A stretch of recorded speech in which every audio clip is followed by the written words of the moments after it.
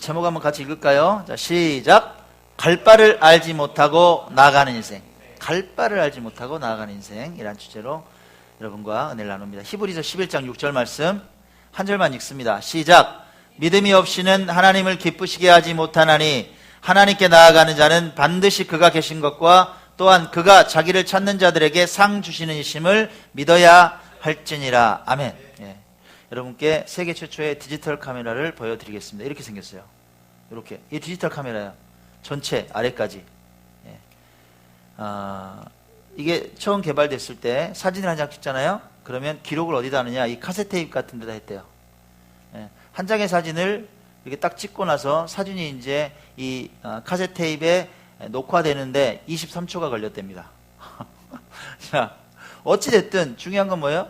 아날로그에서 디지털로 넘어온 거예요. 그죠? 필름이 없이 바로 이제 기록을 하는 방식이 디지털이잖아요. 예, 그렇게 디지털로 넘어왔다.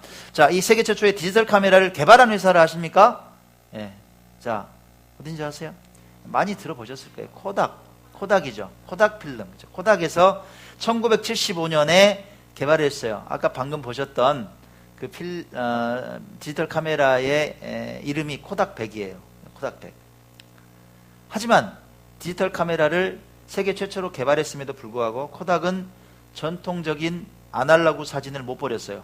야, 우리는 아날로그 필름하고 이거 많이 팔아야 되는데 디지털 카메라 이거 개발하면 큰일 난다. 이거 안 팔린다는 거예요. 이 필름도 필요 없잖아. 논리적으로 맞죠? 개발을 안 했어요. 그 두려움 때문에. 우리 시장이 없어질 거야. 디지털 카메라 사업화에 소극적이었다 이 말이에요. 결과가 어떻게 됐을까요? 예, 결국 다른 회사들에게 주도권을 뺏겼습니다. 다른 회사를 막 개발해 가는 거야. 이제 뒤늦게 야, 우리가 제일 처음에 만들었는데 우리도 디지털 카메라 만들자. 하지만 이미 늦었어요. 2000년대부터 코닥의 실적은 아주 땅바닥으로 급격하게 나빠지기 시작했습니다. 결국 2012년에 파산 보호 신청을 했어요. 회사가 무너진 거죠. 사진이 아날로그에서 디지털로 변하는 시기에 적절한 변화를 하지 못한 대가는 이렇게 엄청났습니다. 자, 반면에 똑같은 사진용 필름 사업을 했던 회사가 있습니다. 이 회사는 오늘날도 승승장구하고 있습니다. 잘하고 있어요. 어디냐? 일본의 후지필름입니다. 디지털 사진의 등장에 후지는 코닥과 다르게 적극적으로 대응했습니다. 막 디지털 카메라도 개발하고요. 열심히 따라갔어요. 하지만 여러분 아시다시피 디지털 카메라도 오래 못 갔어요. 이제 뭐가 대체하나요? 뭐 휴대폰 안에 디지털 카메라 다 들어가 있는데 요즘 안 사요, 잘. 아주 뭐 전문가용 카메라 아니고는. 이렇게 위기는 또 계속 찾아왔습니다. 하지만 후지필름은 계속 변화합니다. 여러분 알고 계시나요? 이 얇은 사진 필름 있잖아요. 옛날 아날로그 필름. 이 얇은 사진 필름 속에 100여 가지의 화학물질이 있다는 겁니다. 그 얇은 필름이요, 한 개 층이 아니에요. 이게 한 20개가 넘는 층으로 구성이 되어 있다는 거예요. 아주 정밀하게 필름에 층을 입혀야 된답니다. 그 노하우를 누가 가지고 있어요? 필름 회사들은 가지고 있는 거예요. 후지필름이 거기에 주목했습니다. 뭘 개발했느냐? LCD 패널에 사용되는 필름을 개발한 거예요. 그래서 컴퓨터나 이동전화 아주 무궁무진하게 시장이 막 확대가 되는 거예요. 지금은 어디까지 개발이 됐느냐? 이게 현재 후지필름의 사이트에 들어가서 판매되고 있는 상품을 제가 캡처한 거예요. 뭐라고 써져 있느냐? 후지필름 르블랑은, 이게 르블랑이에요. 르블랑은 후지필름 최고의 인화 기술과 LED 조명을 사용한 프리미엄 액자입니다. 디지털 액자. 이걸 개발해서 판매를 하고 있더라고요. 지금도 잘 팔리고 있어요. 네. 그뿐만이 아닙니다. 후지는 화장품 시장에도 진출했습니다. 이 필름 회사가 갖고 있는 노하우 중에 뭐가 있느냐? 이게 항산화 기술이 있다 그러네요. 네. 무슨 얘기냐? 사진이 바라지 않기 위해서 항산화 기술을 갖고 있대요. 자, 주름살이나 우리 여집사님들은 잘 드세요. 사모님도 잘 들으시고. 주름살이나 피부 노화, 이유가 뭐예요? 산화되니까 그런다네, 이게. 그래서 이 산화를 막아주는 항산화가 필요하다는 거예요. 그래서 이 후지필름은 항산화 기술을 노화 방지나 또 뭐 주름살 개선 이런 데 투자한 거예요. 약품과 화장품을 개발했어요. 야, 놀랍죠? 이렇게 사진과는 전혀 다른 새로운 시장에 진출함으로써 후지필름은 지속적인 성장을 이어오고 있습니다. 이게 보세요 여러분, 후지필름 사이트예요. 한국 후지필름 사이트 보니까 다양해. 라이프 스타일, 뷰티 헬스, 물론 앞쪽에는 카메라나 필름에 관련된 그런 제품도 있습니다. 자, 간단한 예를 좀 드렸는데 어떻습니까? 변화의 갈림길에 동일하게 섰어요, 두 회사가. 하지만 운명은 극과 극으로 갈렸다. 왜 이런 일이 펼쳐졌을까요? 왜? 시각의 차이죠. 시각의 차이. 동일한 역량을 가졌어요. 하지만 미래를 바라보는 눈이 달랐다 이 말이에요. 한쪽은 부정, 한쪽은 긍정이었다. 필름 제조 기술은, 또 디지털 카메라 제조 기술은 누가 더 나왔어요? 코닥이 더 나왔어요. 하지만 시각이 부정형이에요. 아날로그 시장을 지켜야 돼. 현재 내가 가지고 있는 것만 어떻게든 지키려고 하는 그런 소극적인 자세가 몰락의 출발이 됐다 이 말이에요. 반면 후지는 달랐죠. 미래를 다 알 수 없어. 하지만 새로운 길을 가야 되지 않아? 그래서 타 분야와 접목했다. 그래서 콜라보레이션이라 그러죠. 새로운 어떤 것들을 만들어낸 거예요. 아직 캄캄한 미래였지만 용기를 가지고 발걸음을 옮겼다. 그것이 성공적인 운영의 발판이 됐다. 이렇게 정리할 수 있을 겁니다. 자, 갈림길의 선택. 성경에도 갈림길에 선 인생들이 많이 보입니다. 오늘 만나는 아브라함이 이런 삶의 대표격인 것 같습니다. 아브라함. 히브리서 기자는 아브라함을 이렇게 표현을 합니다. 히브리서 11장 8절 읽어봅시다. 시작. 믿음으로 아브라함은 부르심을 받았을 때 순종하여 장래에 유업으로 받을 땅에 나아갈새 갈 바를 알지 못하고 나아갔으며. 오늘 설교 제목을 여기서 갖고 왔어요. 아브라함이 갈 바를 알지 못하고 하지만 그래도 나아갔다. 이 상황을 조금 자세히 봅시다. 왜 갈 바를 알지 못하고 나아갔을까? 어떤 마음이었기에 이런 마음으로 나아갔을까? 자, 이 상황을 좀 더 자세히 봅니다. 창세기 12장 1절과 2절의 기록입니다. 읽읍시다. 시작. 여호와께서 아브라함에게 이르시되 너는 너의 고향과 친척과 아버지의 집을 떠나 내가 내게 보여줄 땅으로 가라. 내가 너로 큰 민족을 이루고 내게 복을 주어 내 이름을 창대하게 하리니 너는 복이 될지라. 아브라함이 하나님의 부르심을 받았어요. 감격스럽지, 그렇잖아요. 하나님께서 나를 부르셨어. 축복의 약속이 들려요. 어떤 복을 주신대요? 내가 너를 큰 민족을 이루게 할 거야. 자손의 복을 주신다는 거예요. 두 번째, 너한테 복을 줘서 네 이름을 창대하게 할 거야. 세계 만방의 이름이 펼쳐지는 명예의 복을 주겠다. 너는 복이 될지라. 무슨 얘기예요? 네 자체가 축복의 통로란 얘기야. 너를 만나는 자들이 복을 받고 너로 인해서 복을 받는다. 아브라함아, 놀라운 약속을 하세요. 자, 그럼 여러분께 질문합니다. 어디서 그 복이 주어진다는 거예요? 아브라함아, 내가 이 복 줄게. 어디서? 지금 살고 있는 이곳에서, 다른 곳에서? 다른 곳이죠. 지금까지 터잡고 잘 살아온 갈대아 땅에서 떠나라는 거예요, 하나님께서. 평안하게 잘 먹고 잘 살았는데 떠나. 거기서 한 번도 안 가본 땅으로 이주하라는 거예요. 그죠? 다시 묻습니다.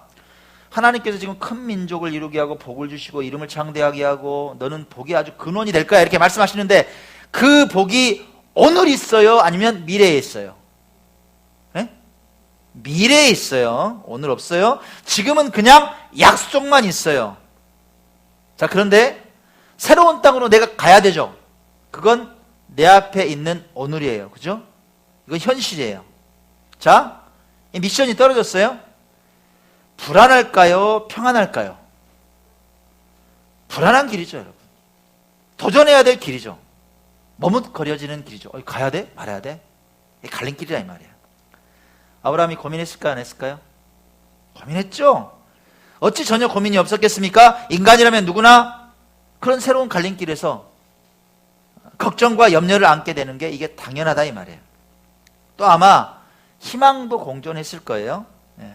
결국 이 상황을 보면 이 상황이 그냥 여기 사느냐, 그냥 눌러 살까? 아니면 하나님 약속을 믿고 내가 떠날까에 대한 갈림길이다 이 말이에요.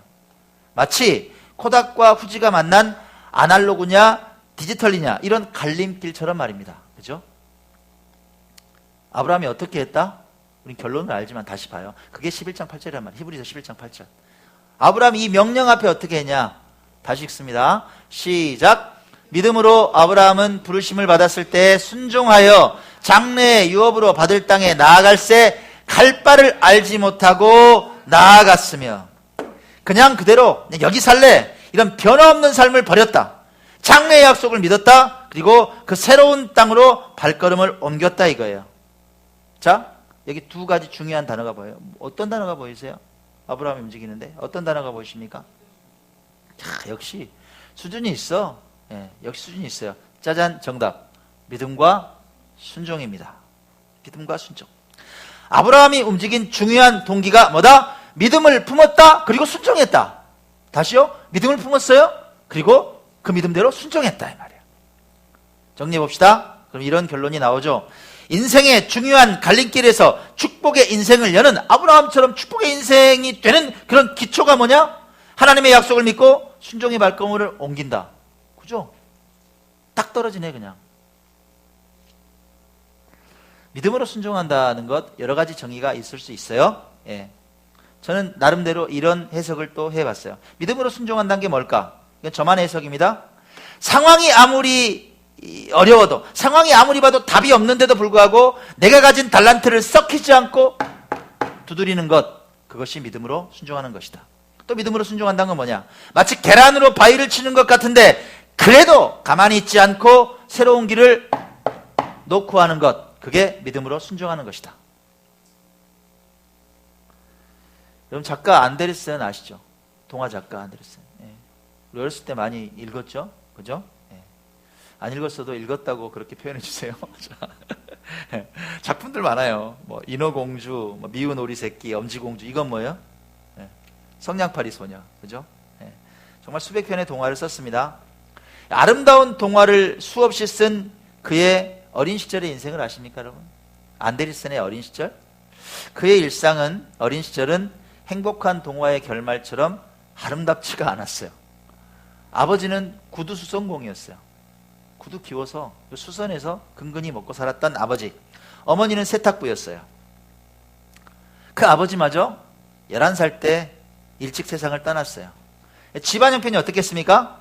집안 형편은 늘 어려워요. 학교에 갔다 못 갔다. 정규 교육을 제대로 받지 못해서 이 정도였어요. 안데르센이. 학교를 제대로 못 갔다. 자존감은 늘 바닥이었고 열등감을 가지고 살아야 했죠. 하지만 감사한 게 있어요. 그는 루터교 신자였습니다. 크리스찬이었어요. 믿음이 있었어. 그래서 그 인생의 밑바닥에서도 자포자기하진 않았어요. 그런 마음을 먹습니다. 내가 이렇게 살 수는 없다. 난 새롭게 살고 싶어. 연기에 좀 재능이 있었다 그래요. 네. 남들 앞에서 무대에 서고 싶은 거야. 그래서 새로운 미래에 대한 믿음을 품고 14살이 되던 해에 데마크의 수도였던 코펜하겐으로 떠납니다. 자, 14살에 용기를 냈어요. 믿음을 가졌어요. 길을 떠났어요. 가서는 막 탄탄대로였겠죠, 여러분. 앞길이 쫙 열렸겠죠. 천만의 말씀. 그런 게 어디 있어요? 현실은 여전히 잔혹해요.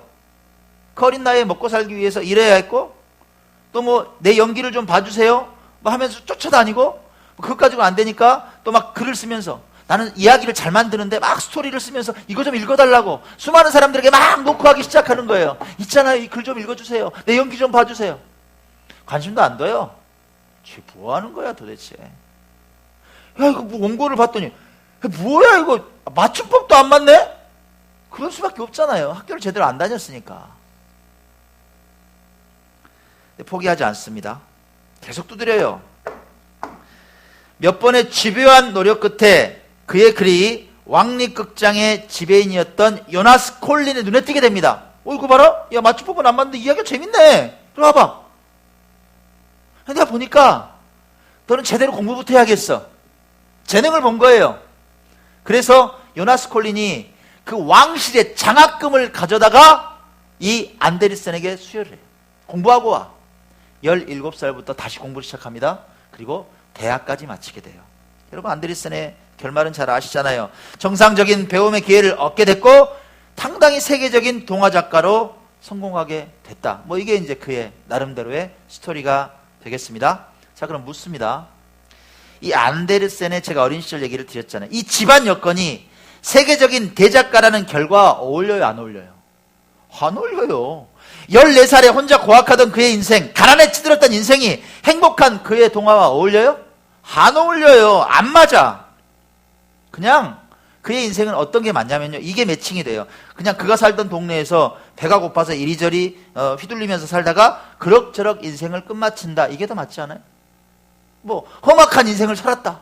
그럼 배우지 못해서 어렵게 살다가 그냥 그렇게 쓰러졌다. 뭐 이런 얘기와 더 매칭이 되지 않느냐 이 말이에요. 자연스럽고. 하지만 그는 변했어요. 세계적인 대작가가 됐어요. 그런 그를 움직인 게 뭐냐 이 말이에요. 그건 변화할 미래를 굳게 믿는 믿음이었다 이거예요. 할렐루야. 그 믿음을 품고 과감하게 코펜하겐으로 발걸음을 옮긴 것, 순종한 것, 포기하지 않고 끝까지 자신의 작품을 읽어달라고 두드렸기 때문에 이런 반전의 인생이 펼쳐졌다. 그렇죠? 17일에 묵상하는데 묵상 에세이에 좋은 글이 실려 있어요. 믿음에 대한 결론이 있더라고. 여러분도 읽으셨을 건데 이런 결론이 있더라고요. 믿음이 뭐냐? 읽어봅시다. 시작. 하나님의 큰 은혜를 누리고도 작은 고난에 원망하는 사람이 있는가 하면 큰 고통에도 굴하지 않고 하나님을 높이는 사람이 있다. 삶이 끝나는 순간이 올지라도 하나님을 변함없이 따르는 것이, 그것이 바로 믿음이라는 거예요. 상황에 따라서 요동치는 게 아니라 내가 잘 돼 있든지 못 돼 있든지 상관이 없이. 여러분께 묻습니다. 여러분 믿음 있어요? 믿음? 지식으로 알고 있는 믿음 말고요. 내 머릿속으로 믿음, 그래, 이런 믿음 말고 여러분 삶에 드러나는 믿음이 있냐 이 말이에요. 어떻게 확인할 수 있어요? 이렇게 확인할 수 있어요. 지금 여러분의 삶을 가로막고 있는 문제들이 있죠. 있을 거예요. 네. 고민 있어요, 없어요? 있죠. 저를 좀 보세요. 제가 고민 없게 보입니까? 그죠? 얼마나 고민이 많아. 얼마나 숙제가 많아. 그죠? 해결해야 될 숙제가 얼마나 많은지. 방금 예배 시작하기 전에 10분 전에도 또 갑자기 숙제가 급하게 터지네? 세상에. 완도에서 전화가 왔네? 예배 시작하려는데 프로젝트 화면이 거꾸로 나온다는 거야. 10분 남았는데. 예? 완도 그 설치해준 소량도 최민숙 목사님이 전화하셨어요. 예배를 드려야 되잖아요. 어떻게 했을까? 10분 남았으니까 나도 지금 예배 드려야 되는데 바쁘니까 포기해야 돼? 우리도 그런 성격이 아니잖아요. 영상통화 하자 그랬어요. 영상통화. 비춰라. 나 눈이 완전 노안와서 안 보인다. 프로젝터로 가까이 가서 글 좀 비춰라. 내려와라. 메뉴 쭉 하니까 거기 투사 방식 있죠. 투사 방식 클릭하더라고. 자, 거기 보면 상하 반전 있어요, 없어요? 있어요. 눌러요. 클릭. 됐어, 안 됐어? 됐어. 막 거기서 할렐루야 막 하면서 예. 그렇게 예배 드리게 했어요. 예. 해결했다고. 여러분 문제 앞에 어떤 태도를 취하고 계시냐 이 말이에요. 벌벌 떨고 있어요? 해결 안 돼. 진짜 뭐 이런 말만 내뱉어요? 이게 좋을까? 저게 좋을까? 아이고 나는 왜 이렇게 선택을 못해? 계속 제자리에서 맴돌고 있어요? 계산기만 열심히 두드려. 아니. 편한 걸 찾으세요? 그렇게 너무 어렵잖아. 뭐 이런 태도 있어요? 아니면 힘들고 어려워도 내가 진짜 변화할 수 있는 그 선택을 할 거야. 그렇게 믿음을 드러내세요. 여러분께 묻는 거예요. 마지막 질문. 여러분이 어떤 최종적인 판단을 할 때 그 기초에 내가 뭘 더 가져올 수 있느냐, 떵떵거리고 잘 사느냐, 내 이익이 먼저가 아니라 하나님께서 원하시는 인생이냐 아니냐, 그 기초가 깔려 있어요. 그걸 묻는 거예요. 그걸로 믿음을 확인할 수 있다는 거예요. 믿음이 드러나는 거예요. 왜 믿음이 중요한지 아세요? 왜 믿음이 중요한지 알아요? 우리가 읽은 본문 읽어봅시다. 시작. 믿음이 없이는 하나님을 기쁘시게 하지 못하나니 하나님께 나아가는 자는 반드시 그가 계신 것과 또한 그가 자기를 찾는 자들에게 상 주시는 이심을 믿어야 할지니라. 믿음이 없이는 하나님을 기쁘시게 못해요. 지식 가지고는 하나님을 기쁘게 하시지 못한다. 믿음이 있어야 순종하고 하나님께서 원하시는 길에 순종할 수 있다. 그런 사람을 어떻게 하신다? 상 주신다고요, 여러분. 아니, 성경이 어려워요, 진짜. 예? 너무 간단하지 않아요? 믿음이 있으면 상 주신대요. 그 믿음을 따라 순종하면 상 주신대요. 그런 인생을 살아가시기 바랍니다. 여러분, 저는요, 일을 잘 못해요. 무슨 일을 잘 못하냐면, 지금도 뭐 망치질 이런 거, 그 다음에 무슨 뭐 벽에다가 앙카 받고 못해요. 잘 못해요. 방식은 아는데. 우리 조성영 집사님 같은 분들 정말 베테랑이죠. 예. 근데도 이게 손에 안 익어요, 저는. 이 벤치질도 잘 못하고, 잘 못해요. 그런데 참 신기한 게 있어요. 이런 형편없는 사람을 하나님께서 교회를 아름답게 하는 사역에 사용하신다는 거예요. 이게 정말 놀라워요. 왜일까, 여러분? 속초 공사가 그 마무리되는 날이었어요. 보세요, 광고. 이뻐요? 예수생명교회. 이쁘게 됐죠. 이것뿐만이 아니라 이 입체로 만든 거예요. 여기 투광기도 달아서 빛도 야간에 쫙 내려오고. 그다음에 이거 말고도 여러 곳에 광고물을 다 사인물을 예쁘게 이제 설치를 했어요. 그날이 속초공사 마지막인 거예요. 와, 그 처참했던 100평을 다 이제 하고 또 올라가서 광고물까지 끝냈잖아요. 그러니까 얼마나 행복해, 이제 끝났으니까. 랄랄, 하나님 감사합니다. 한 4시 반쯤 됐을 거예요. 이제 집에 갈 생각만 하고 있었지. 야, 이제 끝났다. 딱 있었는데 4시 반에 갑자기 띠리리리리리리리 전화가 딱 오네. 누굴까? 딱 봤더니 정광택 목사님이에요. 예, 저하고 이제 신학대학원 동문이신데 원회장도 하시고 아주 출중하신 분이에요. 웬일이시대? 전화했어요. 그랬더니 목사님, 속초 공사한 거 사진 봤습니다. 와, 정말 수고하셨어요. 제가 거기 다녀왔었거든요. 공사하기 전에 미리 본 거예요. 그리고 이제 그 변화된 사진을 보고 너무너무 멋있다고, 감동했다고 이제. 아, 그러셨냐고. 고맙습니다. 그러잖아, 웬일로 전화하셨어요? 딱 그랬더니 뭐라 그러시냐, 이렇게 말씀을 하세요. 목사님, 여쭤볼 게 있어서요. 인테리어만 하세요? 아니면 교회 신축도 하세요? 이렇게 물어봐요. 네. 제가 뭐라 그랬을까요? 가능하죠. 인테리어 되는데 신축이라고 못 하겠어요? 시스템만 알면 되지. 겁 없죠, 저. 참 겁이 없어요. 그러니까 말씀 이렇게 하시는 거예요. 시골에 있는 교회 신축건이 하나 있다는 거예요. 상의를 좀 드리고 싶다. 좀 방문해 달라는 거예요. 어디로요? 경기도 가평이래요. 봤더니 속초에서 한 2시간 달리면 돼요. 그래요? 그래서 그날 어쩔 수 없이 속초에서 하루 더 묵고, 그리고 그 다음날 경기도 가평에 갔습니다. 어떤 교회냐? 보이시죠? 장락교회라고 51년 된 교회예요. 51년 된 교회. 이 교회를 그대로 쓰고 여기에 주차장이 있거든요. 이제 반대편에 주차장이 있는데 그 주차장 부지가 넓어요. 거기에 새로운 교회 60평 정도, 그렇게 큰 평수는 아니지만 60평 정도를 신축을 하려고 준비 중이에요. 근데 이 정광택 목사님께서 저를 본인 교회 담임 목사님이신 김성주 목사님께 소개를 한 거예요. 저하고 선한 친구들을. 이 교회를 심호하진 않아요. 근데 그 김성주 목사님이 시찰장이야. 시찰이 보통 2, 30개 정도 되잖아요. 그 중에 하나 관리하는 교회예요. 근데 여기에 좀 내부 분란이 있어가지고 임시 당회장으로 가셨어. 근데 교회 건축을 해야 되는 거야. 이게 이제 너무 머리가 아파. 왜? 종합건설사에서 막 제시하는 금액은 너무 많은 거예요. 자기들이 준비한 금액하고 안 맞아. 답도 안 나와. 근데 또 교회답게 아름답게 짓고 싶어. 이해 가세요? 여러분? 현재 갭이 너무 크단 말이에요. 그래서 막 고민하고 있는데 마침 그때 누가 얘기를 했다? 정광택 목사님이 얘기를 했다는 거예요. 목사님 뭘 그렇게 고민하세요? 이래서 교회 건축해야 되는데. 그래요? 이런 단체가 있어요. 소개를 한 거예요. 만났어요. 목사님을 만났습니다. 만난 지 얼마 안 됐는데 저한테 갑자기 얘기를 하시는 거예요. 목사님, 전적으로 맡겨드릴 테니까 최선을 한번 다해주세요. 운영위원회가 금요일날 열리는데 선한 친구들 공식적으로 소개하고 내가 공식적으로 안을 올려서 한번 통과를 시키겠습니다. 난 농담하는 줄 알았어요. 그런 경우가 있냐고. 말이 돼요? 여러분? 그러시냐고.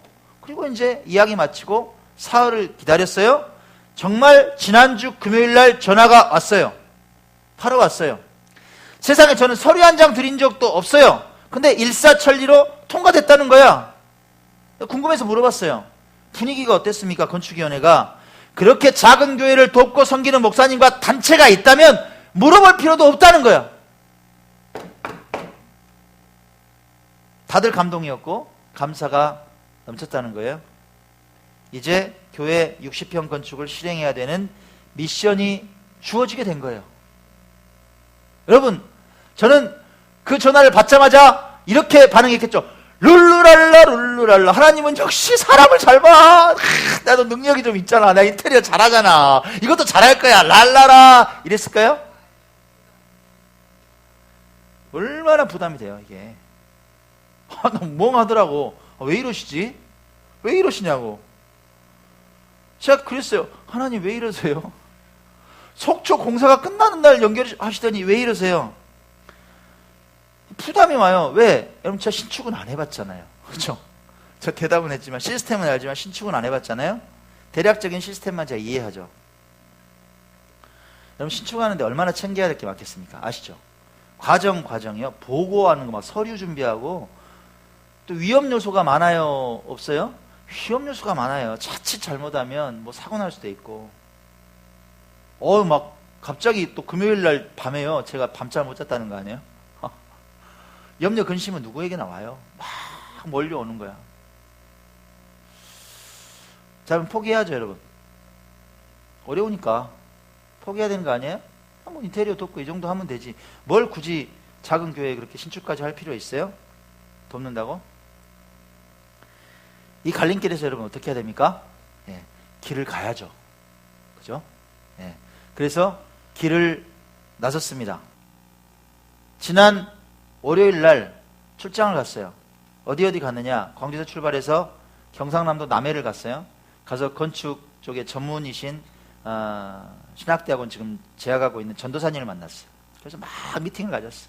궁금한 것들 다 물어보고 또 같이 협력 좀 해달라 그러니까 기쁘게.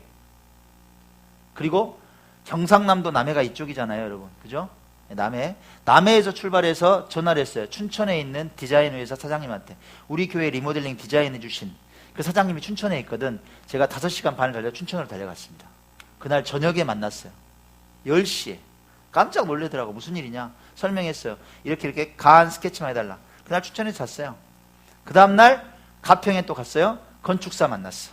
그리고 미팅했어요. 이게 가능하냐? 어떤 안이 가능하냐? 높이는 어떻게 되느냐? 다 미팅했어요.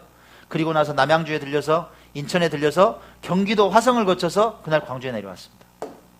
그 다음날 갑자기 있는데 제가 페북에 좀 올려놨거든. 건축에 좀 조예가 있으신 분들 제가 자문을 구합니다. 그랬더니 또 전주에서 전화가 왔네. 만나자는 거예요. 또 전주에서 만났어요. 전주에서 만났는데 본인이 샘플로 만들어 놓은 교회가 충남 예산에 있다는 거예요. 예산까지 갔어. 수요일날.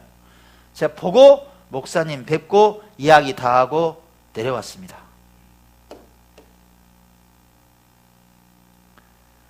사람을 만나고 새로운 길을 막 이제 헤쳐가야 되잖아요. 하나님께서 이제 마음속에 감동하시는 거예요. 아버지가 이 작은 종을 업그레이드 시키고 계시다는 그 마음이 막 드는 거예요. 막 가슴이 뛰어. 믿음 하나 가지고 하나님 맡겨주시면 내가 할 수 있다고 큰 소리는 쳤지만 불안해 하잖아요. 저 안 떠는 것 같이 보여요, 여러분? 제가 체질이 안 떨게 보이는데 떨면서 일하는 스타일이잖아. 그죠? 어떻게든지. 큰 소리는 쳤지만 불안해하는 저를 하나님 위로하시는 거예요. 이렇게요. 야, 어떠냐? 생각했던 것보다 괜찮지? 너를 도와줄 사람들 많지? 힘내라, 아들아. 믿음 품고 떠났던 순종의 길에서 막 은혜가 넘치는 거예요. 은혜가 넘쳤어요. 여러분, 결론을 맺습니다. 어제는 이미 우리 게 아니에요. 내일도 우리 알 수 없어요. 우리한테 주어진 건 지금이에요, 여러분. 그냥 오늘이에요. 이거밖에 없어요. 그 오늘 우린 선택할 수 있어요. 뭘 선택할 수 있어요? 믿음이냐? 기관이냐? 내가 머물러 있을 것이냐? 새롭게 도전할 것이냐? 그냥 안주할 거냐? 변화와 혁신의 삶을 살 것이냐? 나를 보고, 이 못난 나를 보고 멈출 것이냐? 아니면 무한하신 하나님의 은혜를 보고 내가 앞길을 갈 것이냐? 그 선택할 수 있단 말이에요. 여러분 뭘 선택할래요? 뭘 선택할래요? 이 갈림길에서, 이 인생의 갈림길에서 어떤 선택을 하실 거예요? 여러분 현명한 선택을 하시기 바랍니다.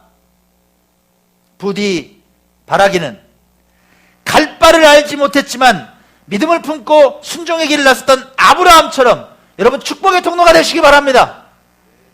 믿음의 길, 순종의 길을 통해서 하나님 부어주시는 놀라운 복의 복을 받는 그런 여러분 되시길 주의 이름으로 간절히 축원합니다. 아멘.